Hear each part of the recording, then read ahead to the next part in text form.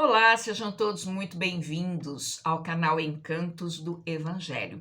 Hoje nós vamos estudar a vida de Antônio, isso mesmo, Santo Antônio, na Igreja Romana.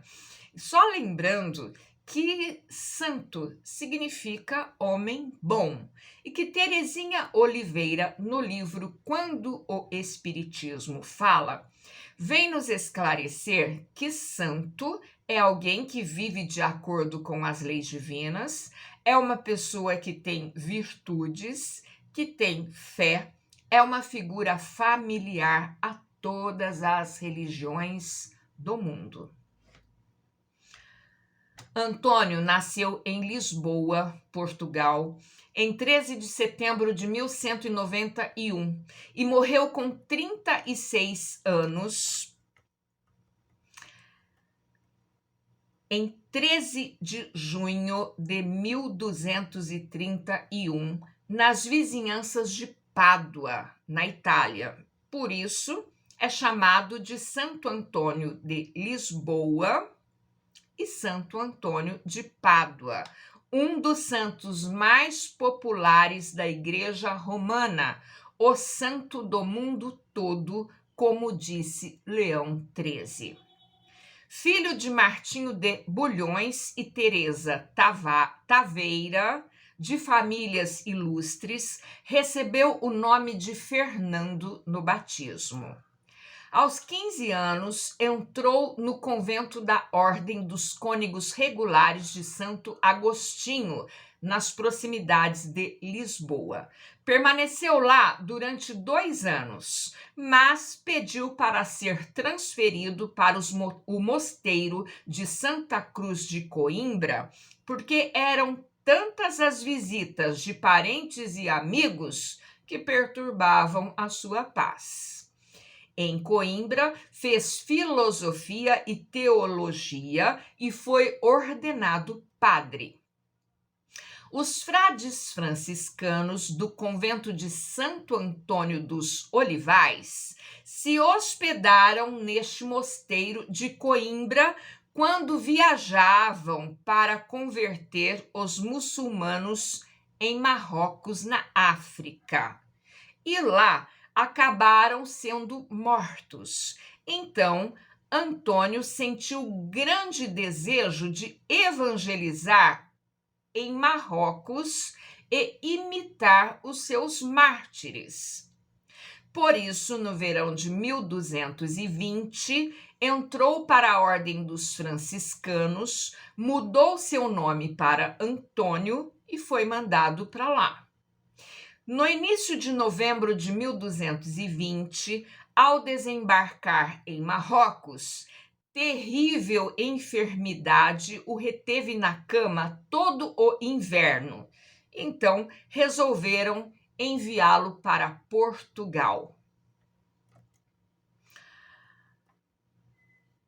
O navio de volta a Portugal, vejam vocês, o navio de volta a Portugal foi levado pelos ventos para a Itália e ele desembarcou na Sicília e se dirigiu para Assis, onde se encontrou pela primeira vez com Francisco. Não demorou para se revelar como excelente orador e pregador. Em 1229, foi morar com seus irmãos franciscanos, perto de Pádua, no convento de Arcela, em Campo Sampiero.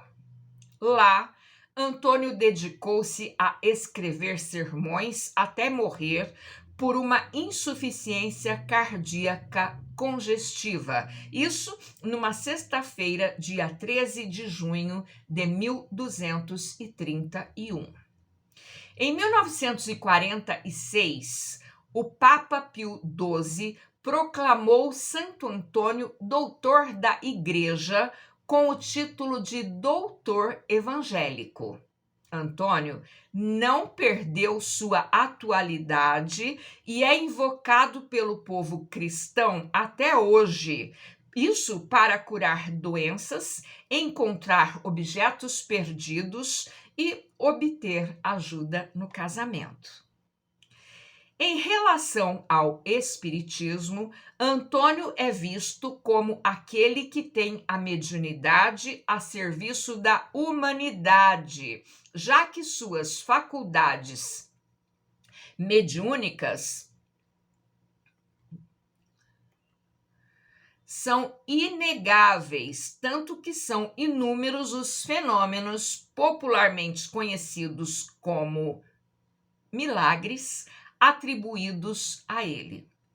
A respeito da mediunidade de cura, Almerindo Martins de Castro narra que em Pádua, certa mulher que tinha um filho paralítico, ouvindo falar dos poderes de Antônio, foi procurá-lo e rogou que curasse o menino.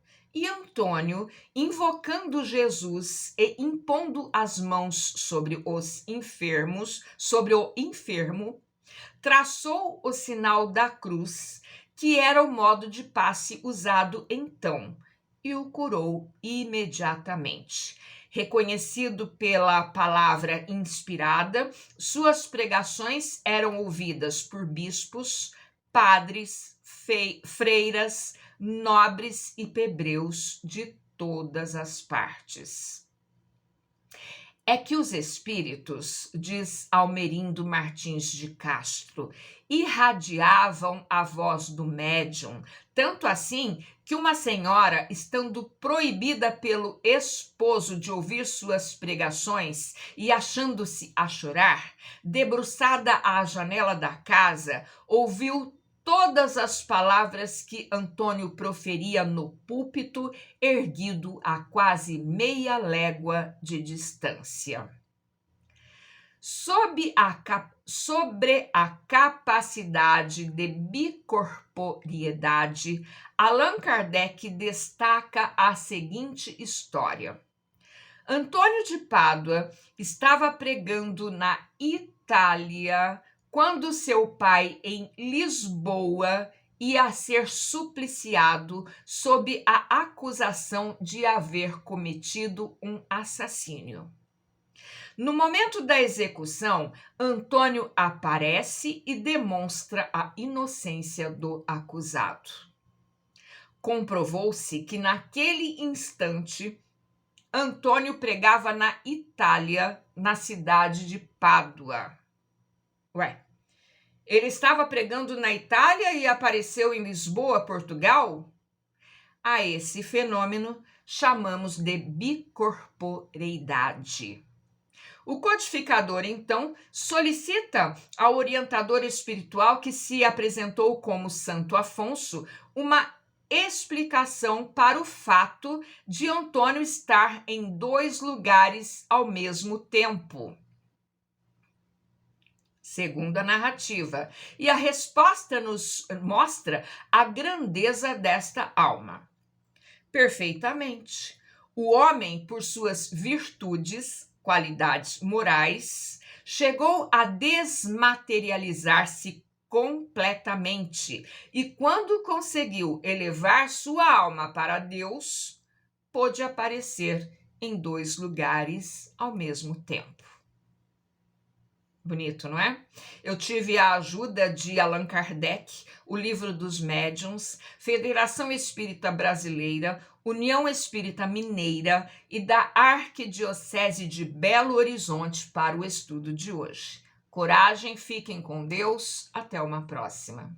Tchau!